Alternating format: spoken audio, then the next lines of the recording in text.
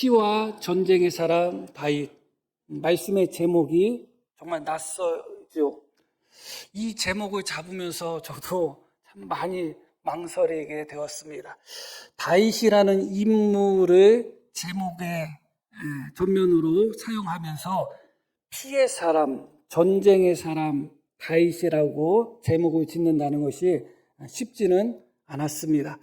그럼에도 불구하고 이 제목을 지을 수밖에 없었던 것은 본문에서 명확하게 이 말씀을 우리에게 선포하고 있기 때문에 그런 것이죠. 다윗은 하나님을 위해서 성전 건축하고자 하는 그런 열망이 있었습니다. 너무 귀한 마음이죠.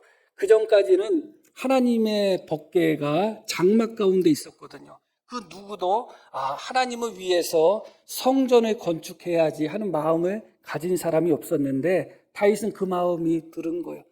내가 하나님을 위해서 성전을 건축해야 되겠다. 그런데 하나님이 허락하지 않으신 거예요. 너는 나를 위해서 성전을 건축하지 말라. 너는 건축하지 못할 것이다. 네 아들 솔로몬이 너를 대신해서 너를 이어서 성전을 건축할 것이다. 그렇게 말씀합니다.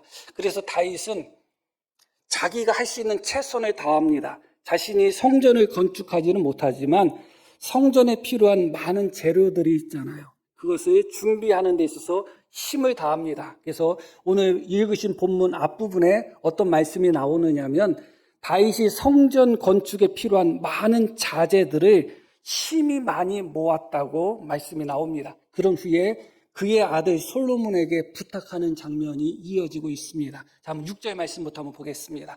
다윗이 그의 아들 솔로몬을 불러 이스라엘 하나님 여호와를 위하여 성전 건축하기를 부탁하여 무엇이라고 이야기하냐면 다윗이 솔로몬에게 이르되 내 아들아 나는 내 하나님 여호와의 이름을 위하여 성전을 건축할 마음이 있었다. 그러나 이어지는 말씀 그러나 여호와의 말씀이 내게 임하여 이르시되 너는 피를 심히 많이 흘렸고 크게 전쟁하였느니라. 내가 내 앞에서 땅의 피를 많이 흘렸은즉 내 이름을 위하여 성전을 건축하지 못하리라.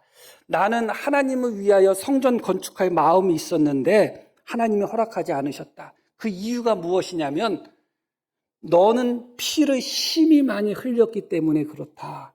그렇기 때문에 내가 나를 위해서 성전을 건축하지 못할 것이다. 하나님은 그렇게 말씀하셨다는 겁니다. 지금 다윗은 성전 건축을 위하여 힘이 많은 자재들을 준비했습니다. 그러나 아무리 많은 성전 건축에 필요한 자재들을 많이 준비했다 할지라도 그가 흘린 피가 너무 많기 때문에 다윗은 하나님의 성전을 건축할 수 없는 것이죠. 다시 8절 말씀을 보겠습니다.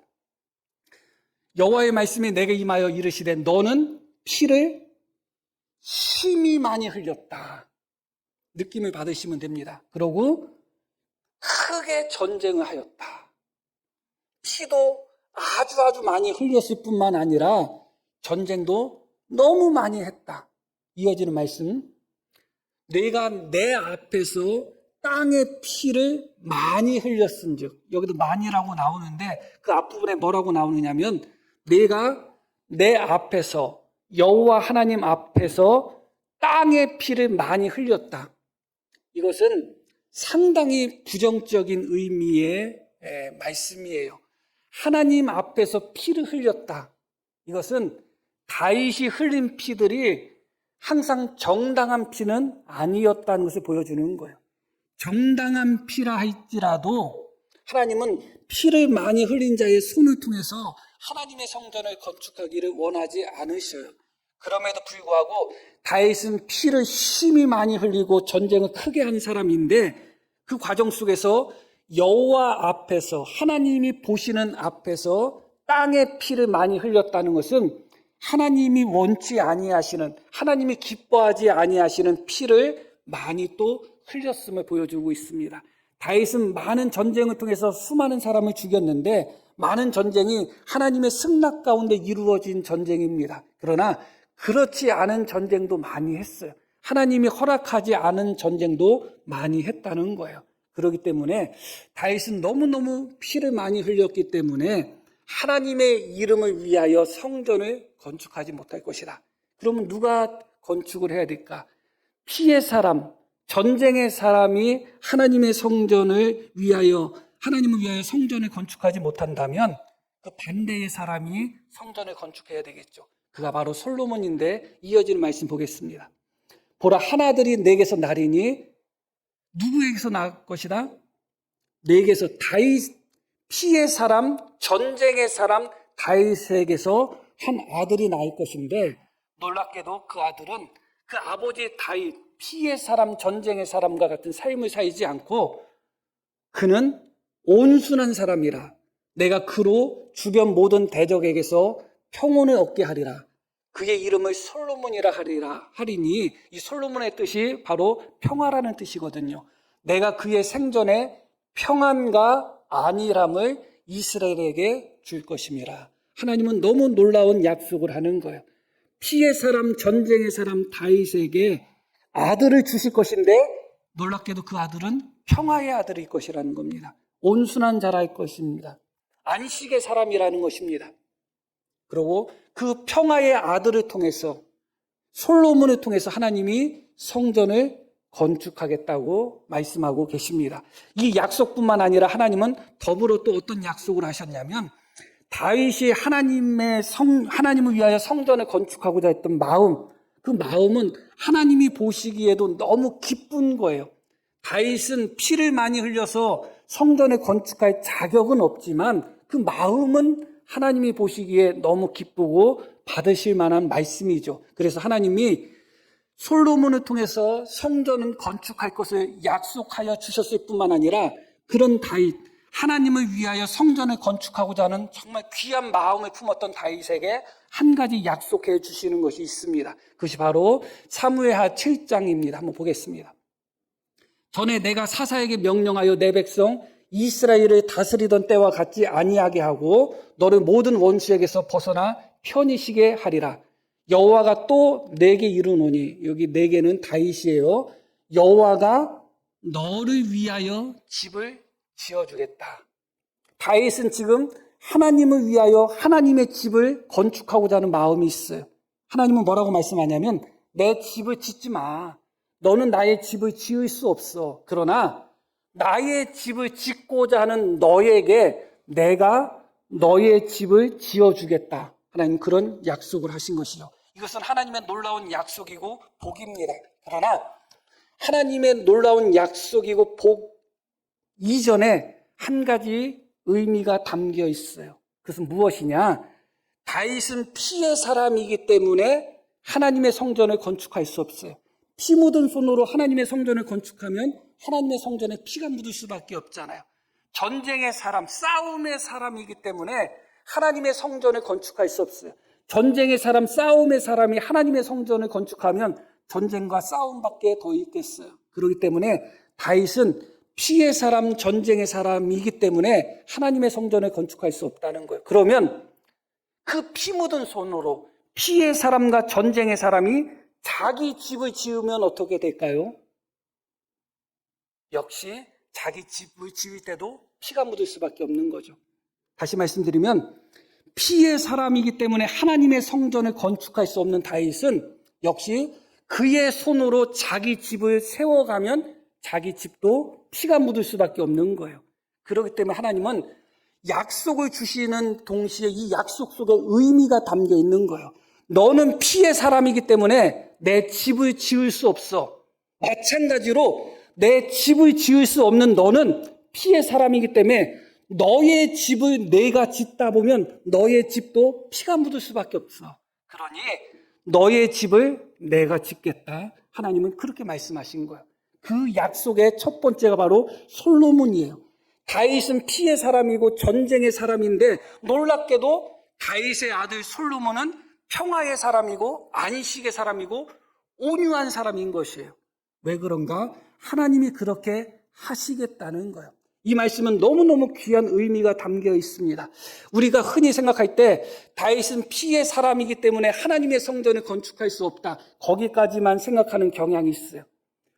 피 묻은 손으로 무엇을 만지던 똑같아요. 피의 사람이라서 하나님의 성전을 건축할 수 없다면 피의 사람은 자기 집도 스스로 세워서는 안 되는 거예요. 하나님이 뭐라고 말씀하셔요? 내가 세워주겠다. 내가 너의 집을 짓겠다. 너의 피 묻은 손으로 내가 스스로 너의 집을 세우면서 너의 집에 피를 묻혀서는 안 된다. 너는 피 묻은 손을 가진 자다. 너는 전쟁의 사람이고 많은 피를 흘린 자이기 때문에 너의 집도 내가 지어주겠다. 하나님은 그런 약속을 하신 것이죠. 너무너무나 놀라운 약속이 은혜예요. 이 부분에 있어서 다윗이 정말 깊이 깨달았다면, 아하, 나는 피의 사람, 전쟁의 사람이기 때문에 하나님의 성전을 건축할 수 없구나. 뿐만 아니라 나는 피의 사람, 전쟁의 사람이기 때문에 나의 집도 내가 세우다 보면 피가 묻을 수밖에 없구나를 깨달았다면 다윗은 정말 일생일대의 큰 실수를 하지 않았을 거예요. 그런데 다윗은 그 후에 너는 피의 사람이다.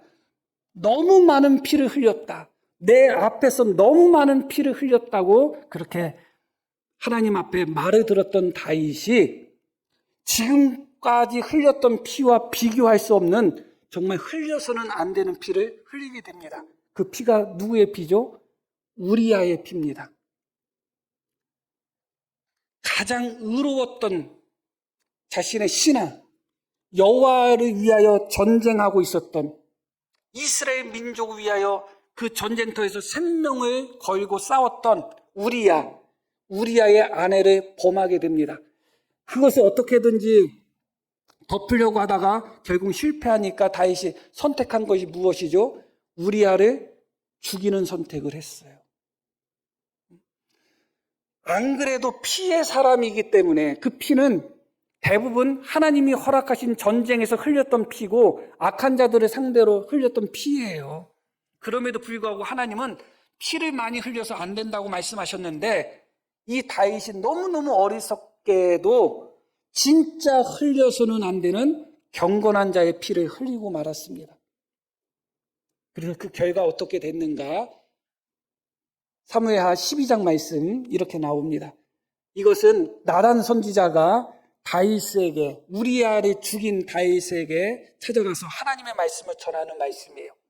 그러한데 어찌하여 내가 여호와의 말씀을 업신이 여기고 하나님을 멸시했다는 거예요.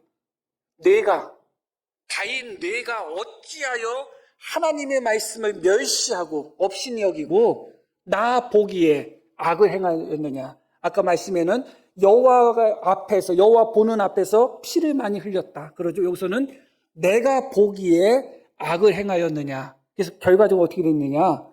내가 칼로 햇사람 우리아를 치되 암몬 자손의 칼로 죽이고 그의 아내를 빼앗아 내 아내로 삼았도다.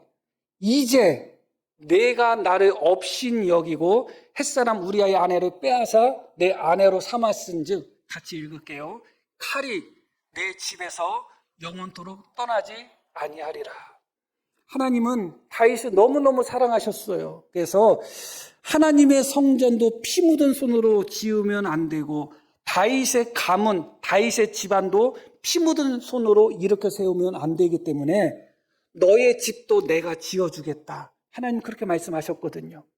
피 묻은 손을 더 이상 너의 집에 내가 갖다 대서는 안 된다. 그런데 하나님이 그렇게 평화의 가정, 평화의 집을 다윗에게 약속하셨고 하나님이 직접 집을 세워주신다고 하셨는데 이 다윗은 흘려서는 안 되는 피를 흘림으로 말미암아 하나님이 세워주시겠다고 했던 다윗 본인의 집에 무엇을 가지고 들어온 거예요? 칼을 가지고 들어온 겁니다. 그 칼은 다윗이 가지고 온 거예요. 하나님은 싸움이 없는 가정, 피 흘림이 없는 가정을 위해서 내가 너의 집을 지어줄 거야 하셨는데 정작 다윗 스스로가 흘려서는 안 되는 피를 흘림으로 말미암아 스스로가 자기 가정에 칼을 가지고 온 거예요. 누구를 원망할 수 있겠어? 그래서 결국은 하나님은 다윗의 가문 솔로몬을 통해서 이어가는 다윗의 집안이 피 흘림이 없는 평화의 가문으로서 영원토록 지속되기를 원하셨는데 그 가문, 다윗 자기 가문, 자기 집에 스스로가 칼을 가짐으로 말미암아 다시 그 말씀을 볼게요. 아니 10절. 내 아내로 삼았은즉 칼이 내 집에서 뭐라고 나와요? 영원토록 떠나지 않을 거다. 영원토록 떠나지 않을 것이다. 이것은 다윗 당대에서 그칠 문제가 아니라는 거예요. 우리는 이 말씀을 보면서 다윗 당대의 다윗이 경험했던 그런 정말 고통스러운 사건들만 생각하는데 사실은 그렇지 않아요. 이제 다윗의 가문, 다윗의 자손을 이어서 이 칼이 영원히 떠나지 않을 거라는 거예요. 정말 가슴 아픈 일이죠. 이 칼이 누구를 향하는가? 결국은 가족이 가족을 향하는 다윗의 자손들, 다윗의 자식들이 서로가 서로를 향하는 칼로 이 칼이 피를 흘리게 됩니다. 그래서 어떻게 되죠? 형제들끼리 죽여요. 다윗의 아들들끼리 서로 죽이는 일이 있어요. 사촌 간에 서로 죽이기도 하고, 이것은 나중에 다윗의 자손들에게도 이어가서 다윗의 가문의 암살 같은 것들이 많이 일어나고 슬픈 일들이 많이 일어나요. 이 모든 것은 결국은 다윗이 가져온 피다. 다시 말씀드립니다. 하나님의 성전을 지을 수 없는 손은 내 가정도 지을 수 없어요. 그 손이 어디 가요? 주님을 섬기는 데 부족한 사람은 다른 데서도 섬기는 것은 똑같습니다. 하나님 앞에 부끄러운데 사람 앞에 떳떳할 수 있겠어요? 그럴 수 없어요. 피 묻은 손은 어디 가나 피 묻은 손인 것입니다. 그렇기 때문에 하나님은 다윗의 집을 지어주시겠다고 하셨는데 어리석게도 다윗은 그 하나님이 평화의 집으로 허락하여 주신 그 자기 집안, 다윗은 피의 사람이지만 너의 집은 피가 없는 집으로 만들어 주시겠다고 했는데 스스로가 흘려서는 안 되는 피를 흘림으로 피를 가져오고 칼을 가져오는 그런 참 고통스러운 결과를 가져올 수밖에 없는 그런 일을 다윗이 범했다. 참 안타깝죠, 사실은.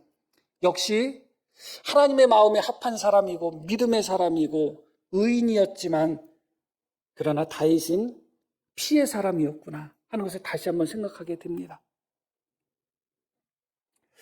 그러면서 하나님이 이어서 다윗에게 또 솔로몬에 관한 약속을 하는 것이 있습니다. 다윗은 피의 사람이에요. 피의 사람이기 때문에 성전을 건축할 수 없어요. 평화의 사람 솔로몬이 성전을 건축해야 돼요. 자, 그 말씀 본문 9절 말씀 봅니다.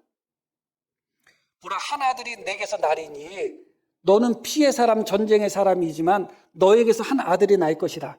그는 온순한 사람이라 내가 그로 주변 모든 대적에게서 평온을 얻게 하리라. 그의 이름을 솔로몬이라 하리니 이는 내가 그의 생전에 평안과 안일함을 이스라엘에게 줄 것임이라. 다윗은 피의 사람이고 전쟁의 사람이지만 그 다윗의 아들 솔로몬은 어떤 사람이라고요? 평안과 안일함을 경험할 평화의 사람이 될 거라는 거야. 짱구 아빠가 난 자식이 짱구가 아니면 부인이 바람핀 거 아니겠어요?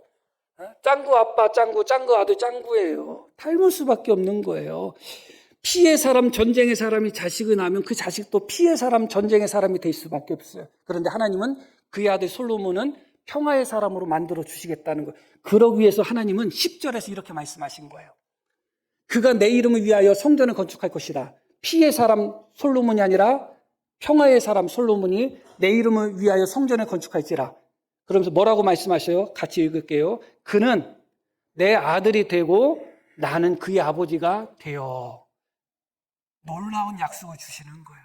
이것은 단지 솔로몬에게 그냥 은혜의 말씀으로 약속한 차원이 아니에요. 다윗은 피의 사람, 전쟁의 사람이기 때문에 솔로몬이 다윗의 아들로 있는 한 솔로몬은 피의 사람, 전쟁의 사람이 될 수밖에 없어요. 그러나 하나님은 피의 사람, 전쟁의 사람 아들 솔로몬을 평화의 사람으로 만들기를 원하시는 거예요. 그러기 위해서 하나님이 어떻게 하셨다고요? 그는 내 아들이 될 것이다. 너무 놀라운 말씀을 주시잖아요. 그는 내 아들이 되고 나는 그의 아버지가 될 것이다. 구약 성경에서 하나님이 누구에게, 우리가 하나님을 아버지 부르니까 되게 쉬워 보이죠? 구약 성경에서 하나님이 내가 누구의 아버지다 이렇게 말씀 안 하셔요. 이거는 특별한 의미에서 우리가 하나님 아버지 부르는 그런 일반적인 의미가 아니에요. 특별한 의미에서 정말 하나님이 다윗에게 말씀하는 거예요. 이제 내가 낳을 자식이 솔로몬이 있는데 그는 너의 아들이 아니라 내 아들이 될 것이다. 너의 아들이면 피의 사람, 전쟁의 사람일 수밖에 없으니 그는 평화의 사람이 돼야 되기 때문에 내 아들이 될 것이다.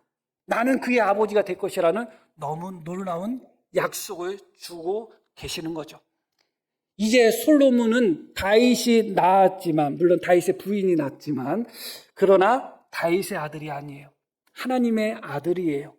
그리고 피의 사람 다윗이 솔로몬을 낳았지만 더 이상 솔로몬은 피의 사람이 아니라 평화의 사람이 되는 거예요. 이것을 다윗은 깊이 생각을 했어야 되죠. 그러나 이 부분에 있어서도 다윗이 어리석은 그런 선택을 하게 됩니다. 다윗이 죽으면서 유언하는 장면이 열왕기상 2장에 나옵니다. 죽으면서 몇 가지 솔로몬에게 유언을 하는데 지금 우리가 읽으시는 말씀이 다윗의 마지막 말이에요. 읽으시는 말씀 5절부터 9절까지 볼 텐데 9절을 다윗이 이야기하고 죽어요. 바로 10절은 다윗이 죽었다는 기록이거든요. 그러니까 다윗이 죽기 전에 마지막 한 말, 자기 아들 솔로몬에게 유언으로 남긴 말이 뭐냐? 자, 5절 보면 수르야의 아들 요압이, 요압은 누구냐? 다윗의 조카예요. 그리고 오늘 새벽에도 말씀을 보았지만 정말 다윗의 왕국 이스라엘 나라가 그렇게 번창하는 데 있어서 1등 공신이 요압이에요. 그런데 이렇게 말씀이 이어집니다. 죽을 때라는 것을 기억하셔야 돼요. 죽기 전에 마지막 말, 그의 아들 솔로몬에게 유언으로 남긴 말이 뭐냐? 수르야의 아들 요압이에요. 내게 행한 일 곧 이스라엘 군대의 두 사령관 넬의 아들 아브넬과 예델의 아들 아마샤에게 행한 일을 내가 알거니와.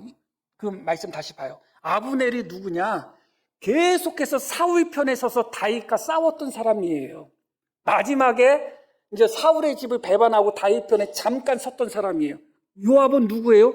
계속 다윗 편에 서서 이스라엘 민족을 위해서 싸웠던 사람이에요. 그런데 계속 다윗을 대적했던 아브넬이 왜 요압이 죽였다는 것, 그것 때문에 지금 다윗은 아직도 마음에 앙금을 가지고 있어요. 더 자세히 설명드려야 될 부분이지만, 그 다음에 예델의 아들 아마샤는 누구냐? 아마샤는 압살롬이 반역할 때 압살롬 편에 서서 다윗을 대적했던 사람이에요. 요압은 언제든지 그때까지도 계속 다윗 편에 있었던 사람이거든요. 그런데 요압을 죽이라고 말하면서 이유가 뭐냐면 계속 다윗을 대적했던 사울의 편에 서서 계속 다윗을 대적했던 아브넬과 압살롬이 자기를 배반할 때 압살롬 편에 서서 다윗을 대적했던 아마샤 두 사람을 죽였기 때문에 요압을 죽여버리라는 거예요. 참, 더 제가 설명드려야 되겠지만 이 정도로만 설명드릴게요. 자, 봐요. 다시 앞부분. 수르야 아들 요압이 내게 행한 일 곧 이스라엘 군대의 두 사령관 넬의 아들 아브넬과 예델의 아들 아마샤에게 행한 일을 내가 알거니와 그가 그를 죽여 태평시대의 전쟁의 피를 흘리고 전쟁의 피를 자기 허리에 띤 띠와 발에 신은 신에 묻혔으니 내 지혜대로 행하여 솔로몬에게 그는 평화의 사람이다. 그는 온순한 사람이다. 그는 안식의 사람이다. 그는 내 아들이라고 하나님이 말씀했던 솔로몬에게 다윗이 죽으면서 마지막 한 말이 뭐냐? 내 지혜대로 행하여 그의 백발이 평안히 스올에 내려가지 못하게 하라. 그의 백발이, 지금 다윗은 자기가 죽어가고 있어요. 죽어가면서 뭐라고 하고 있는 거예요? 요압의 백발이 평안히 스올, 이 스올은 이게 죽은 자의 처소거든요. 죽음을 상징한다고 보면 돼요. 평안히 죽지 못하게 하라. 죽으면서 그 소리 하고 있는 거예요. 죽으면서. 그 이야기는 무슨 얘기예요? 그냥 요압이 자연스럽게 죽게 놔두라는 거야? 아니면 요압을 죽이라는 거예요? 죽이라는 거죠. 솔로몬, 그는 평화의 사람일 것이다. 그는 나의 아들이 될 것이고 나는 그의 아버지가 될 것이라고 하나님이 다윗에게 분명히 말씀하셨는데 그 솔로몬을 향해서 다윗이 하나님의 아들인 솔로몬을 자기 아들로 만들어버리는 거예요. 그래서 마지막에 요압 그냥 놔두지 마. 죽여버려야 돼. 그런 말을 하고 있어요. 8절 말씀도 계속 보면 이는 시므이라는 사람과 관련이 있는 거예요. 8절.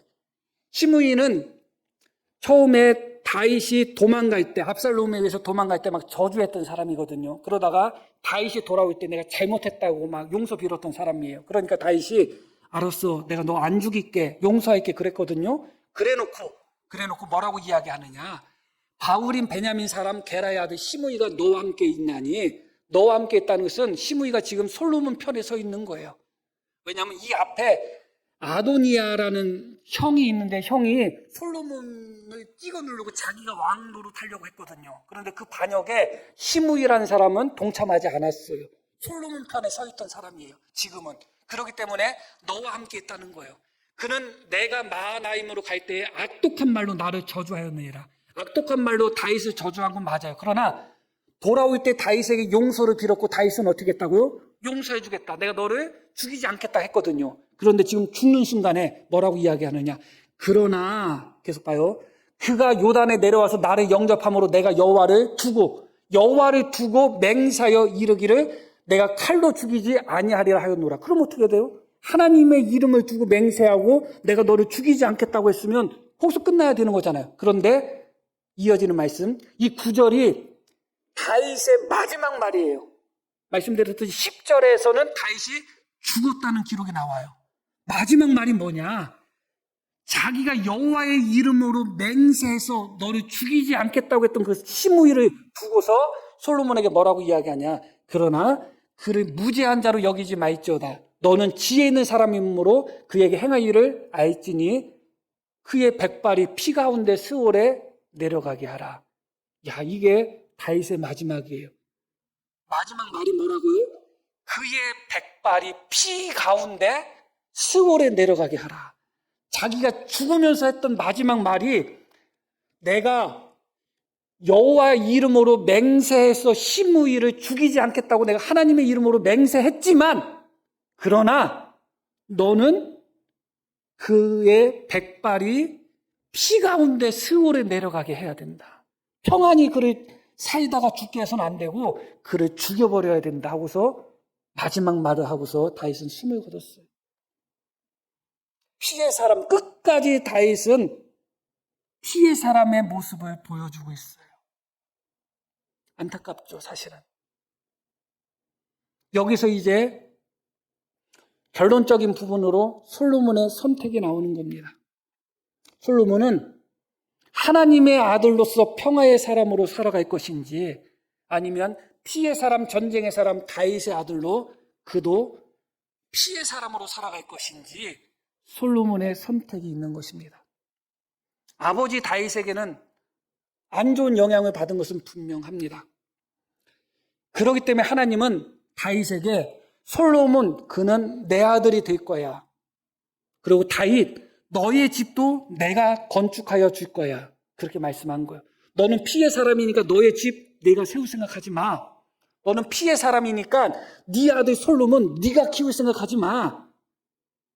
솔로몬은 평화의 사람이 돼야 되기 때문에 내 아들이 돼야 될 것이고, 솔로몬을 통해서 또 그 후손을 통해서 이루어지는 다윗 너의 왕가는 평화의 왕가가 돼야 되기 때문에 내가 세워줄 거야.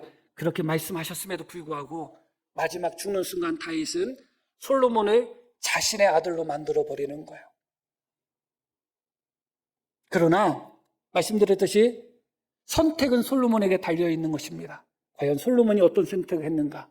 놀랍게도 솔로몬은 아버지 유언을 들은 후에 왕이 되자마자 3명의 사람을 죽여요. 평화의 사람인 솔로몬이 왕이 되자마자 3명을 죽이고 시작을 해요. 하나님의 성전을 건축하기 전에 3명을 죽이고 하나님의 성전을 건축을 해요.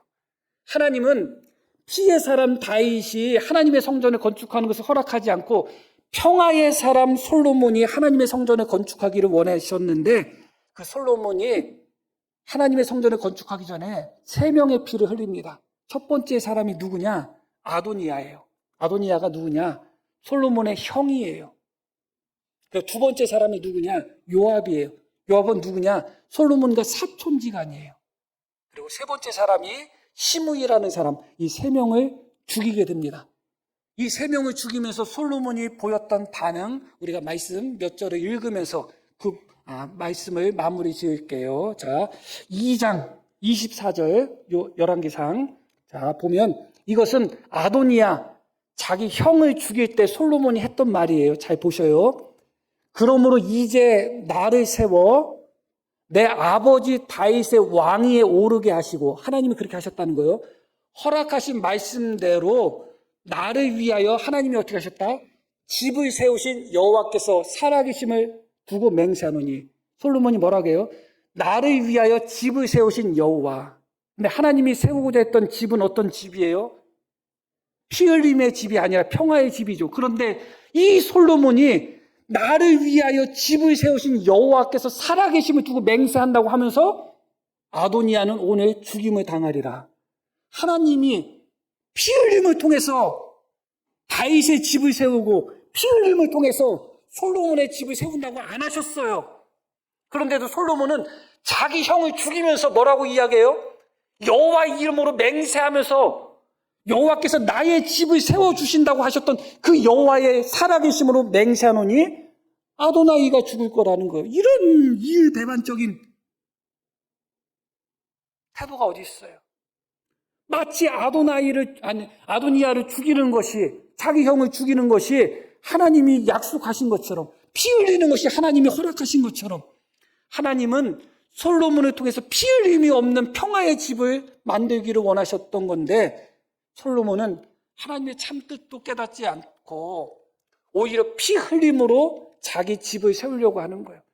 피 흘림으로 세워진 집은 어떻게 돼요? 피 흘림으로 무너지는 거예요. 사람의 방법으로 세운 집은 사람의 방법으로 무너지는 거예요.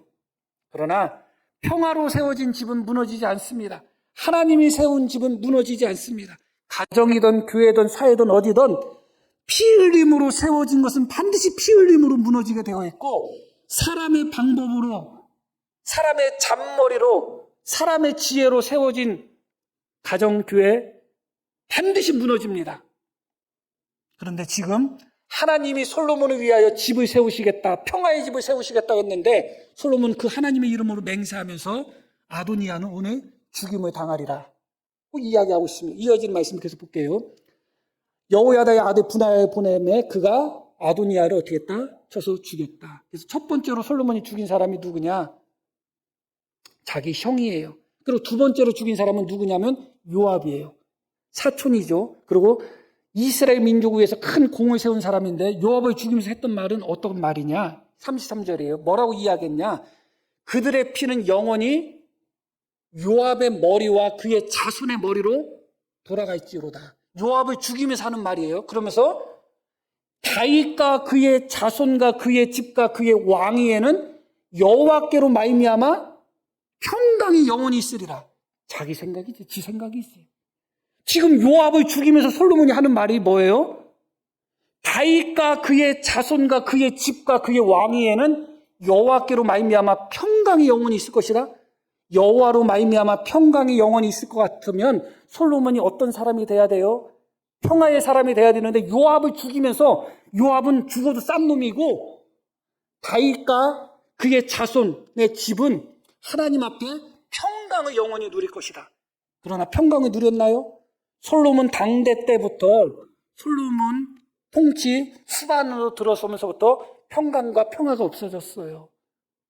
당대도 가지 않았어요. 그런데 마치 솔로몬은 요압을 죽이는 것이 마치 하나님 앞에 평강과 평안을 얻는 수단인 것처럼, 피 흘림을 통해서 얻는 평화가 어디 있어요? 세상 사람들이 말하는 평화예요. 무력으로 이루어지는 평화는 진짜 평화가 될 수가 없는 거예요. 피 흘림으로 이루어지는 평화는 진짜 평화가 아니에요. 자기 사촌 요압을 죽이면서 솔로몬은 여호와께서 우리 집에는 영원한 평강을 주실 것이라는 정말 스스로가 보아도 말도 안 되는 말을 하고 있습니다. 그리고 마지막으로 시므이를 죽이는 장면의 말씀입니다. 시므이를 죽일 때 솔로몬이 했던 말이에요. 또 봐요 한번. 그러나 솔로몬 왕은 복을 받고, 야 이게 뭐야 도대체. 아무리 우리가 그러죠. 내가 정말 하나님을 향하여 내 마음대로 살면서 그래도 나는 하나님의 선택된 자예요. 나는 하나님께서 복 주셨어. 나는 세상에서 가장 소중한 자야. 그래봤자 다 소용없어요. 지금 시므이를 죽이면서 솔로몬이 뭐라고 했냐? 솔로몬 왕은 복을 받고 다윗의 왕위는 영원히 하나님 앞에서 어떻게 될 것이다? 경고히 서리라. 경고히 섰나요? 솔로몬 때부터 흔들흔들거렸어요. 그리고 솔로몬의 아들 때에 가서 그 나라가 반으로 쪼개져 버렸어요. 몇십 년도 안 갔어요. 왜 그런가? 피를 세웠기 때문에 그래요. 하나님은 피의 사람, 전쟁의 사람, 다윗의 아들에게 평화의 사람을 얻기를 원하셨어요. 그래서 하나님은 솔로몬을 허락하여 주셨고 솔로몬을 당신의 아들로 삼으시겠다고 말씀하신 거예요. 평화의 사람이 돼야 되기 때문에. 그러나 다윗도 그 부분에 있어서 넘어졌고 솔로몬도 그 부분에 있어서 넘어졌습니다. 하나님의 아들로 전쟁의 사람, 피의 사람, 다윗의 아들이 아니라 하나님의 아들로 평화의 사람으로 솔로몬은 섰어야 되는데 끝내 솔로몬은 전쟁의 사람, 피의 사람, 다윗의 아들로 그의 왕의 통치를 시작을 한 것이죠. 그러다 보니까 말로다는 계속 하나님이 나에게 복을 주실 거야. 하나님이 우리에게 평안을 주실 거야. 계속 스스로는 그렇게 말을 했지만 결국은 솔로몬 당대 때부터 흔들리고 무너질 수밖에 없었다. 본문 말씀 10절 말씀 보고 말씀을 마치겠습니다. 그가 내 이름을 위하여 성전을 건축할지라. 그는 내 아들이 되고 나는 그의 아버지가 되어 그 나라 왕위를 이스라엘 위에 어떻게 하시겠다? 굳게 세워 영원까지 이르게 하리라. 솔로몬이 하나님의 아들로 살았다면 이 하나님의 약속이 그대로 이루어졌을 거예요. 이스라엘 위에 굳게 세워 영원까지 이르게 할 것이다. 솔로몬은 이 약속은 알았지만 그가 선택한 것은 하나님의 아들이 아니라 피의 사람 다윗의 아들의 길을 선택했기 때문에 그의 가문, 그의 왕조는 영원하지 못했어요. 흔들렸고 피가 가득 넘쳤죠. 오늘 이 말씀을 우리가 다시 한번 기억하면서 우리가 하나님 앞에서 어떻게 살아가야 될지, 어느 곳에든지 어떤 모양이든지 피 흘리는 곳에 우리가 거기에 동참해서는 안 됩니다. 평화의 사람으로 살아가야 되는 것이고 하나님의 아들로서 화평을 이루는 자로서의 삶을 살아가야 되는 것입니다. 이 말씀이 우리 속에 살아계신 하나님의 말씀으로 그렇게 역사하기를 소망합니다. 자, 우리 들으신 말씀 기억하며 함께 기도하십니다.